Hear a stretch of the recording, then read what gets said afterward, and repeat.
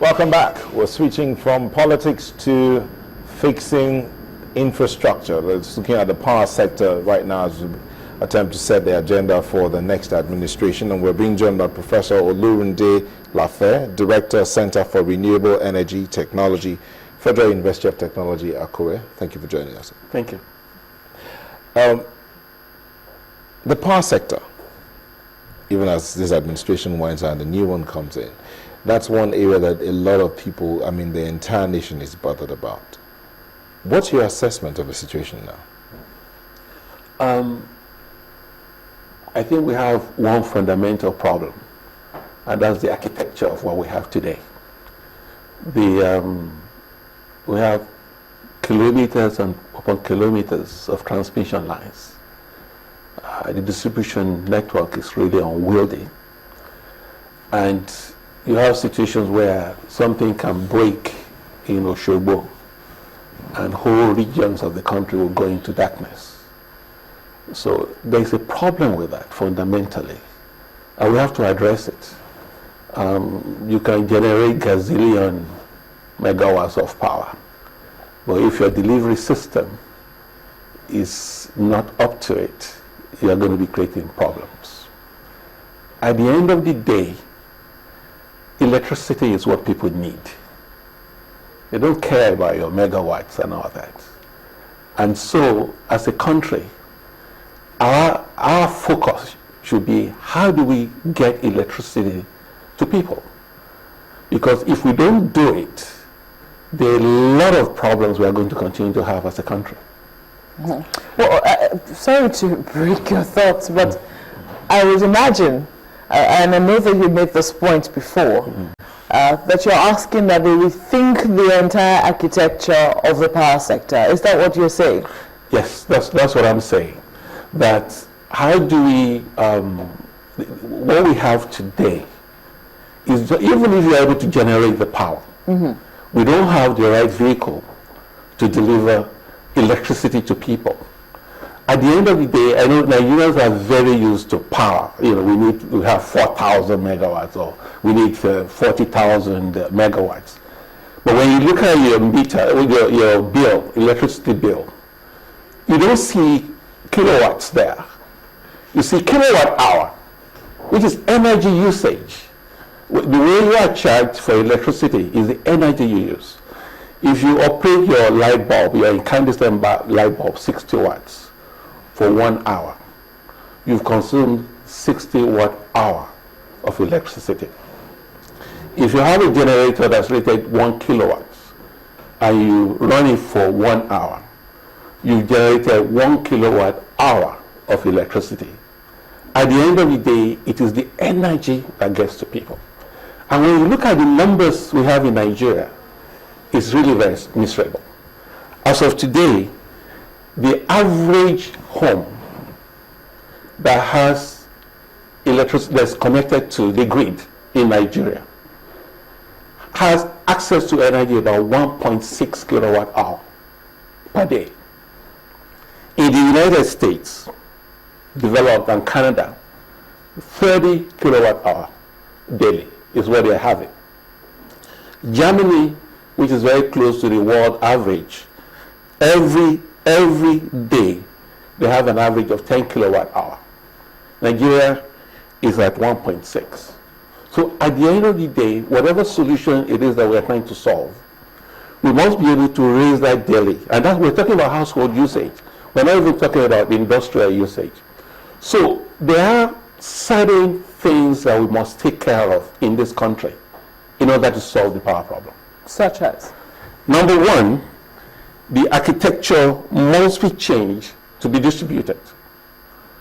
When you look at the profile of our delivery system now, it doesn't even take rocket science for you to know that something breaks here, this whole region will go into darkness. That should not be. So we look towards distributed generation. Have your generators in so many places, so that if something breaks, damages this particular generator, you don't have whole regions going out. It's not enough to have the generators in so many places. your fuel sources must also be localized. If you read the news in the past few months, the Minister of Power talks about vandalism. People are breaking lines and all that. You have to localize your fuel source. And Nigeria is blessed. Our fossil fuel, natural gas, we have 5 trillion cubic meters. Crude oil that we love to talk about. We have 37 billion barrels of crude oil.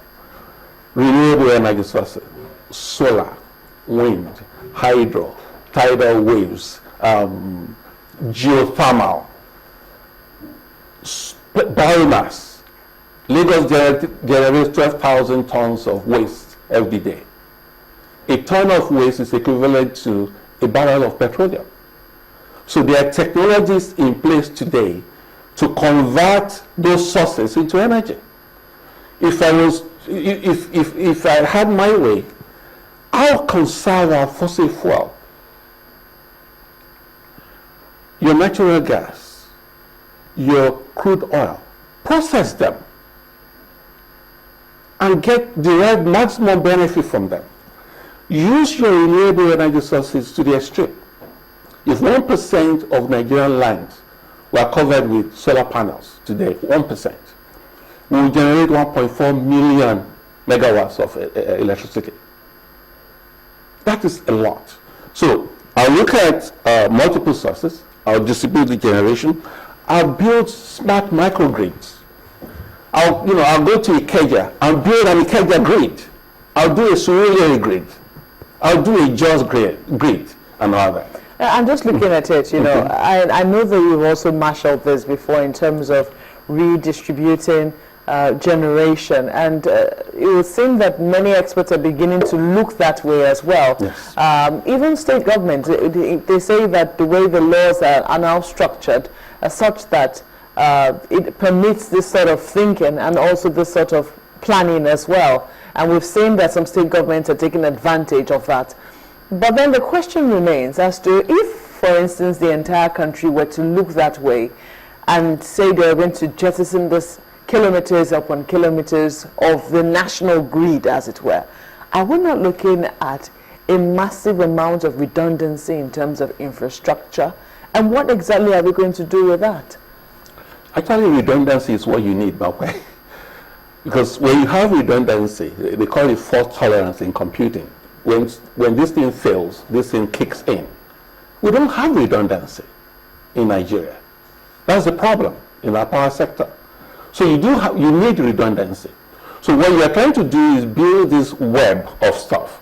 Already, people are concentrating on the main lines. Some of the embedded generation work you are doing, and that we are talking about, and it's fantastic news that have been coming out in the past 3 months. Been very encouraging.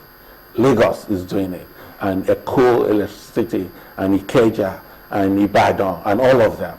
And they are coming in, and they are calling private sector to generate power, and that they will buy them, and NERC is creating regulations to make it easy. Everybody is still thinking about feeding what they are generating into the current grid. What I'm talking about is that you want to create a microgrid within that. So that microgrid, many advantages it's going to give to you. First of all, the present grid is not adequate. It's not. So you can generate whatever you want to generate.